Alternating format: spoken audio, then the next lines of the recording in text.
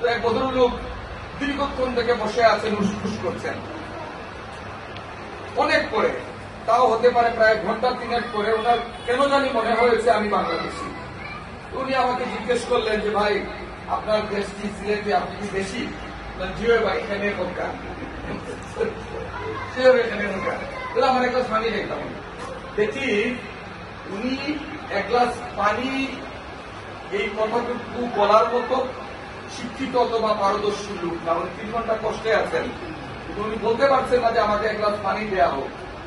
আমরা এটি বলার কারণ হচ্ছে যে আমাদেরকে কারিগরি শিক্ষা শিক্ষিত হওয়া লাগবে, কিন্তু আমাদের জন্য খুবই ইম্পর্টেন্ট।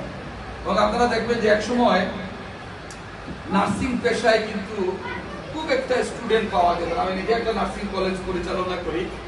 এক সময় নার্সিং পেশাকে আমরা কি বলবো, এটাকে একটু নেতিবাচক ভাবে উপস্থাপন করা হতো। ও আচ্ছা, নার্স কিসে পড়ো? আমি নার্সিং কলেজে পড়ি।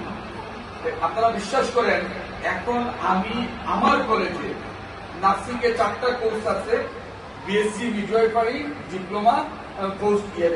এনিওয়ে, এই সিটগুলোতে কিন্তু আমি স্টুডেন্ট ভর্তি করতে পারি না। মানে এত সংখ্যক ছাত্রী, বিশেষ করে তাদের আগ্রহ।